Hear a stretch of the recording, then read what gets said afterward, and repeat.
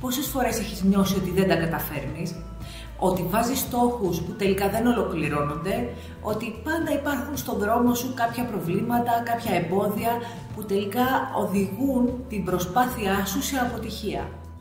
Και τώρα θέλω να σε ρωτήσω πόσες φορές έχεις πει στον εαυτό σου «Δεν είμαι αρκετά καλός ή αρκετά καλή, δεν μπορώ να τα καταφέρω, οι άλλοι είναι καλύτεροι από μένα». Οι αποτυχίες του παρελθόντος έχουν δείξει ότι εγώ δεν μπορώ να πετύχω ή δεν αξίζω την επιτυχία. Δεν έχω τις δεξιότητες ή την ικανότητα για να πετύχω. Τι θα σου πρότεινα? Θα σου πρότεινα να δεις την κατάσταση λίγο διαφορετικά. Να φέρεσαι δηλαδή στον εαυτό σου με ευγένεια, να τον συμπονάς ιδιαίτερα όταν έχεις κάνει κάποιο λάθος. Να του δείχνεις αγάπη, εκτίμηση, ανοχή, ακριβώς όπως θα έκανες για κάποιον άλλον άνθρωπο. Αντί να λες «Δεν μπορώ να το καταφέρω αυτό» ή «Αυτό είναι ακατόρθωτο», προσπάθησε να υπενθυμίσεις στον εαυτό σου ότι μπορείς να το κάνεις ή απλά χρειάζεται να προσπαθήσεις για να το καταφέρεις. Αντί να λες «Δεν κάνω τίποτε σωστά» όταν κάνεις κάποιο λάθος, πες στον εαυτό σου ότι την επόμενη φορά μπορώ να το κάνω καλύτερα. Να έχεις στόχους για τους οποίους εργάζεσαι καθημερινά. Αυτό θα κάνει την καθημερινότητά σου καλύτερη, πιο πλούσια, θα σου δίνει όρεξη και διάθεση για ζωή και θα εκτιμήσεις τον εαυτό σου μέσα από την καθημερινή σου προσπάθεια.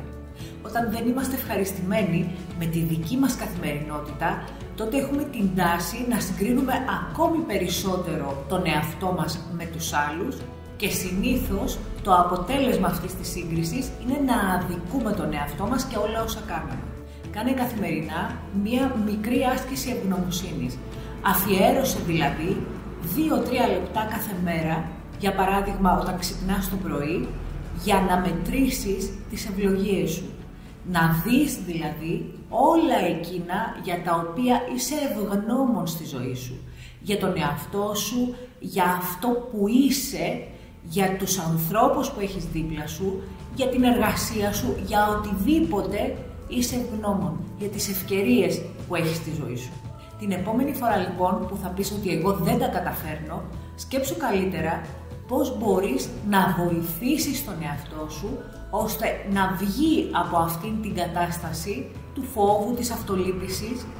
Βάλε στόχους για τους οποίους εργάζεσαι καθημερινά, στόχους που σε ξυπνάνε, που σε δυναμώνουν, που ενισχύουν την αυτοπεποίθησή σου και δες όλα αυτά για τα οποία νιώθεις ευγνωμοσύνη.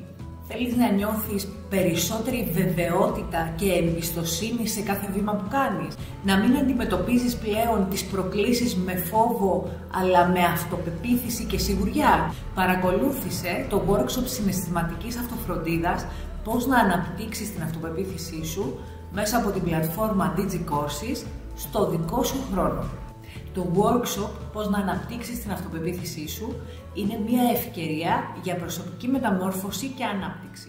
Επένδυσε στον εαυτό σου τώρα και ζήσε μια ζωή με αυτοπεποίθηση και επιτυχία.